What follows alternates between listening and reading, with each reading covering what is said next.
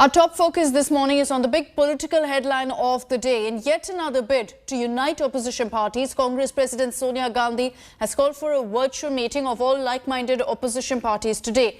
India Today has learnt that the chiefs of TMC, Shiv Sena and DMK will be attending this virtual meet. The meeting is scheduled to take place at 4 p.m. this evening. The agenda is clear. It's aimed to rejuvenate opposition unity and corner the government on a range of issues, from Pegasus, Snookgate and farmer protests. This isn't the first time that opposition parties have tried to put on a united front against the BJP. NCP Chief Sharad Pawar had met various opposition parties and leaders at his residence in June. Bengal Chief Minister Mamata Banerjee also met a slew of opposition leaders when she was in the national capital last month. It's a mega development blitz for Prime Minister Narendra Modi in his hometown and home state of Gujarat. Prime Minister Modi will virtually inaugurate 5 development projects at the Somnath Temple in Gujarat. This includes the much talked about 1.48 kilometre long promenade.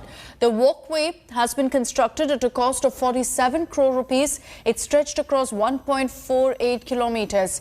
This walkway has arrangements like tetrapods and street furniture for ocean view.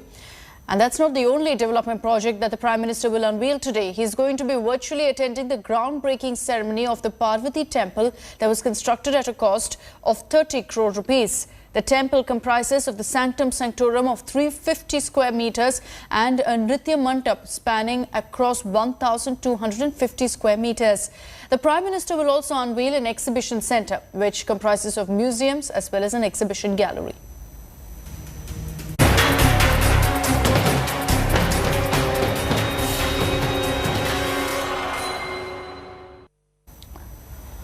This Friday morning, let's also get you all the updates from Afghanistan. The Taliban has taken over completely. It's been just over a week now, and External Affairs Minister S. Jaishankar has read the Riot Act on terrorism at the United Nations Security Council. Addressing the UNSC meet, Jaishankar took a veiled jibe at China, saying that countries should not have double standards on terror. Jaishankar reiterated India's stand on terrorism, saying that all forms of terror should equally be condemned and that terrorism has no association with religion, with nationality or any ethnic group. Jaishankar also took on Pakistan, shaming the neighbouring country for harbouring terror outfits like the JEM, the Jaish-e-Mohammed and the Lashkar-e-Toiba, which continue to operate with impunity. Our External Affairs Minister also urged the UNSC to expose the doublespeak on terror and not to take a selective view on terrorism. We must never countenance sanctuaries for terrorists or overlook the raising of their resources. And when we see state hospitality being extended to those with innocents' bloods on their hand, we should never lack the courage to call out this doublespeak. We heard from the briefers of the aggravating impact of the pandemic. What is true of COVID is even more true of terrorism. None of us are safe until all of us are safe. Events unfolding in Afghanistan have naturally enhanced global concerns about their implications for both regional and international security. The heightened activities of the proscribed Haqqani network justifies this growing anxiety. Whether it is in Afghanistan or against India, groups like Lashkar-e-Toiba and Jaish-e-Mohammed continue to operate with both impunity and encouragement. It is therefore vital that this Council does not take a selective, tactical, or even a complacent view of the problems we face. Now the Taliban have completed their takeover of Afghanistan. There's one question everyone's asking. What is Talibanistan going to look like? We get you the most detailed inside view on what the new Taliban regime will look like in Afghanistan.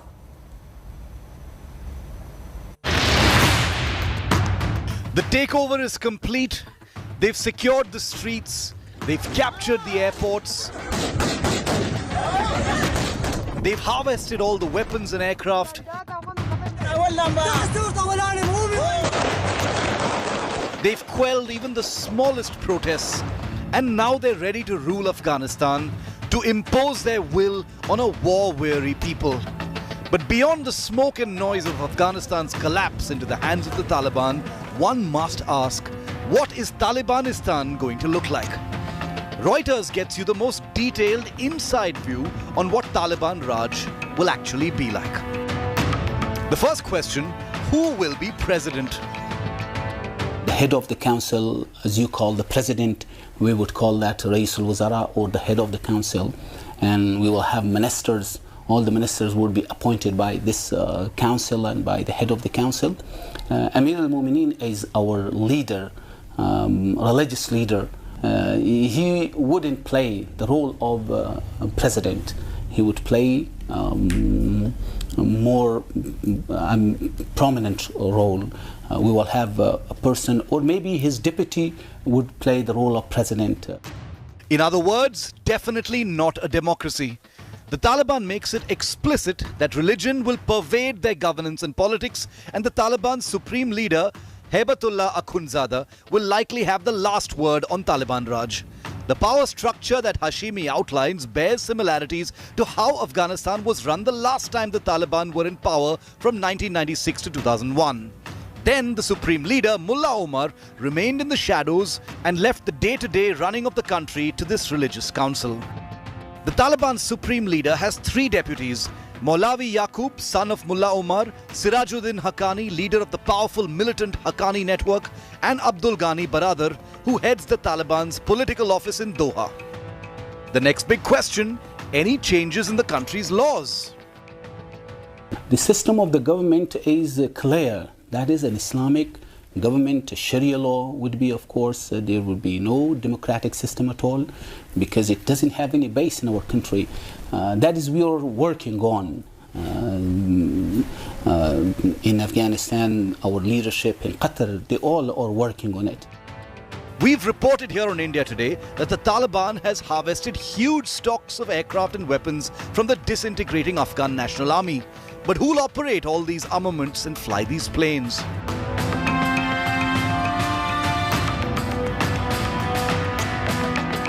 About previous army and military, that is collapsed, finished.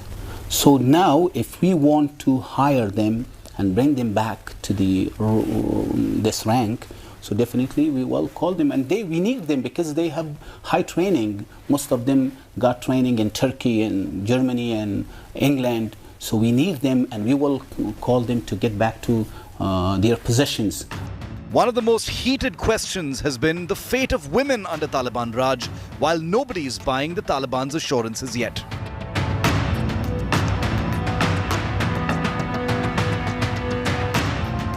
We are Muslims. People in Afghanistan, 99.999% are Muslims, and they believe in Islam. When you believe in a law, so definitely you should apply that law. Our ulama will decide whether girls are allowed to go to school or not, 1. Second, they will decide whether they should wear hijab, burqa, or only veil, plus abaya or something, or not. With plans in place, the world gets ready to watch Taliban Raj roll out once again. Remember, during their 1996 to 2001 rule, the Taliban stopped women from working, girls were not allowed to go to school, and women had to wear burqas to go out, and then only when accompanied by a male relative.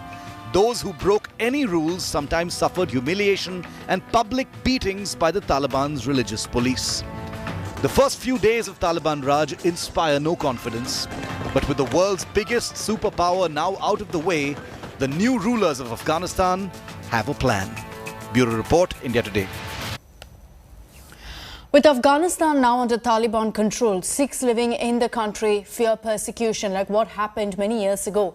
Hundreds of Sikhs have assembled in a Gurudwara in Kabul, fearing for their safety. They're trying to escape the country. While Taliban commanders are assuring Sikh residents of their safety, it's done little to really assuage their concerns. 3-4 दिन तो तालिबान काबुल आ गए हैं ते बाहर हालात बहुत नाजुक हैं साडे कोल आए भी सन उन्हें ते हालात बहुत खराब हैं ਅਸੀਂ ਇਹ ਬੇਨਤੀ ਕਰਦੇ ਹਾਂ ਕਿ ਸਾਨੂੰ ਜਿੰਨਾ ਜਲਦੀ ਹੋ ਸਕੇ ਯੂਨਾਈਟਿਡ ਸਿੱਖ ਆਰਗੇਨਾਈਜੇਸ਼ਨ ਤੇ USA ਕੈਨੇਡਾ ਸਿੱਖਾਂ ਨੂੰ ਬੇਨਤੀ ਹੈ ਕਿ ਸਾਨੂੰ ਇਧਰੋਂ ਕੈਨੇਡਾ ਜਾਂ ਅਮਰੀਕਾ ਕੱਢਿਆ ਜਾਵੇ The dreaded rule of Taliban is back. And for minorities, their worst nightmare has turned into a reality. Sikhs fear attacks and persecution under a regime governed by Taliban's Islamic Sharia laws. More than 300 Sikhs are holed up in Karte Parwan Gurdwara. They had been living peacefully until the fall of Afghanistan to Taliban. Now they have begun to pack their bags and are ready to escape. Karte Parwan area near to the Gurdwara Dharamsala of Karte Parwan. It's PD 5 and PD4 together. They want to escape from Afghanistan. Some they are ready to go to the airport of Afghanistan. You look in the video. Some they want to escape from Kabul. The families are so scared that they refused to speak on camera. Sikhs are not safe in Kabul. They are living under threat and fear since last 3 years. In fact, Taliban commanders are visiting shops owned by Sikhs in Kabul and assuring them of safety. Taliban delegation आए थे और 4 लोग थे, लेकिन वो उनके local यहाँ पे जो तालिबान थे वो थे, बड़े नहीं थे उनके। ये लोग अपना राउंड लगा रहे हैं रोड्स पे, किसी को कुछ भी नहीं बोल रहे हैं। बाद में जब इनके कानून लागू होंगे, जब इनकी गवर्नमेंट आएगी, तो उसमें कुछ भरोसा नहीं है कि क्या करेंगे। But the community needs more than an assurance right now. The Sikhs are hoping to be airlifted by the government of India. Important ये है कि हम फिलहाल जो फैमिलीज हैं, जो बच्चे हैं, लेडीज हैं, उनको हम किसी भी हाल में यहाँ से अभी इस हालात से निकालना चाहते हैं। वो उनको निकालना बहुत ज़रूरी है और फैमिलीज का जाना बहुत ज़रूरी है। बाद के हालात क्या होते हैं 2-3 दिन में कुछ पता नहीं है। The government is working on modalities to ensure their safe exit. With Naveed Sultani from Kabul, Bureau Report, India Today. Afghanis are really struggling under the Taliban rule by the day. You're seeing streets and markets across Afghanistan like completely deserted, with palpable fear among the local shopkeepers and businessmen who are hiding out of their homes. Just a month back, during Bakrid in Afghanistan's Kandahar, markets were still jostling. The economy seemed to thrive, even as Taliban had already started building pressure on Kandahar and several other prominent cities. Bilateral trade of about 10,000 crore rupees really is likely to take a hit due to a sudden change in the regime. India is the largest market for Afghan products in South Asia and imports dry fruit, fruits and medicinal herbs from Afghanistan. Dry fruit prices have already skyrocketed in markets in Delhi, posing a serious threat to Afghanistan's economy in the days to come. This is the market of dry fruits. You see all of shops closing because they are fearing when the Taliban come to the Kabul and they close all of this shop. And when before the Taliban there is a lot of people, and now this is all the shops is closing. You see in the photo when the Taliban control of the Kabul, these shopkeepers all close our shops and they're escape from theirs. Thanks, India Today call. The Taliban were removed from power in Afghanistan by US-led forces back in 2001, but the group has again seized control of the country. Let's take a look at the Taliban's rise and fall and also its brazen connection with Pakistan.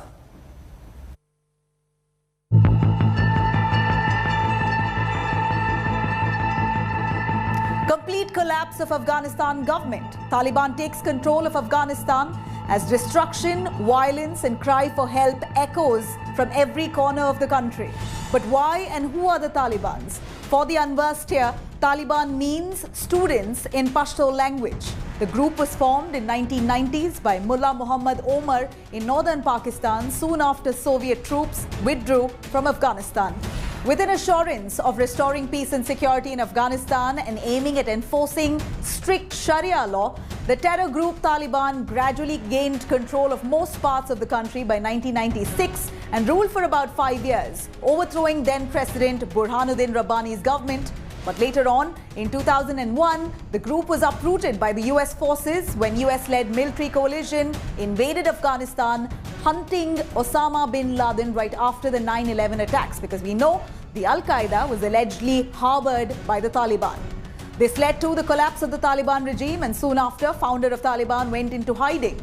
Few years later, Muhammad Omar's death was confirmed, and now the terror group is being headed by Hibatullah Akhundzada. Since 2018, the Taliban has been in talks with the United States and managed to strike a deal with the Trump government, which means that the US troops will leave Afghanistan, giving Taliban an opportunity to seize power yet again.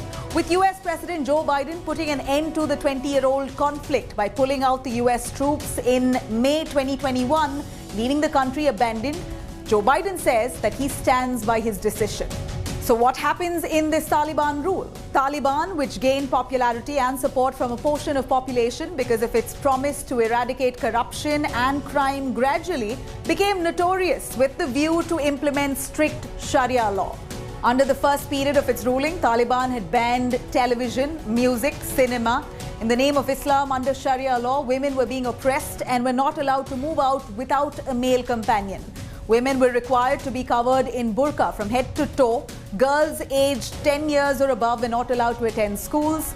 With public execution of convicted murderers and amputation of those found guilty of theft, Taliban is accused of various human rights and cultural abuses.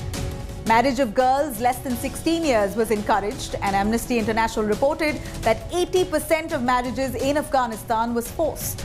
Stoning for adultery, execution for wearing tight clothes are some of those examples of Taliban's punishment. In fact, various reports have emerged of Talibanis going door to door to prepare a list of women aged between 12 and 45 years who were then forced to marry Islamic fighters. With Taliban now returning to power in Afghanistan once again, we are reminded of all those horror stories, and we're only hoping that history does not repeat itself.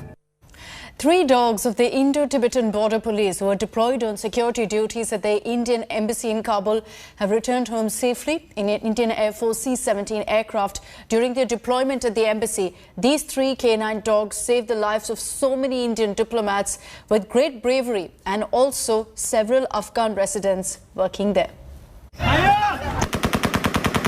India's mission evacuation is rolling from the world's most dangerous place. Hundreds of Indians have been brought home and hundreds more await their ghar wapasi. But it hasn't been just humans awaiting their flight to safety. Meet Bobby, Maya and Ruby, 3 hero dogs of the Indo-Tibetan Border Police deployed on security duties at India's embassy in Kabul. These 3 beautiful combat canines who had provided anti-sabotage, perimeter, access control and early warning security are now safely back to India. Flown home in an Indian Air Force C-17 on Tuesday to the familiar sights, sounds, smells and their friends at the ITBP camp in Delhi. The 3 dogs have spent months in the high-risk VIP area of Kabul, which has seen multiple terrorist attacks. The Indian embassy itself has been targeted by suicide bombers in 2008, and 9 people were killed in 2018 when India's mission in Jalalabad was attacked. After braving such high-risk areas for months, you'll be happy to know that Bobby the Doberman, Maya the Labrador and Ruby the Malinois are now enjoying well-earned rest on the lush green grass at the home camp. True bliss after their brave tour of duty in a perilous foreign land. Mera dog, Meri jaan, Paltan ki shaan, Desh ka samman are some of those phrases applied to these incredibly intelligent creatures aligned with the high-risk jobs of their operators and handlers. Head Constables Kishan Kumar, Vijender Singh and Constable Atul Kumar are the handlers of these canine heroes. They report that all 3 brave heroes are extremely happy to be home. After some much-deserved leisure, the combat canines will get back to training for their next mission. We at India Today thank Bobby, Maya and Ruby for their fearless service and wish them a career of safe and fruitful sniffing. With Kamaljit Sandhu, Bureau Report, India Today.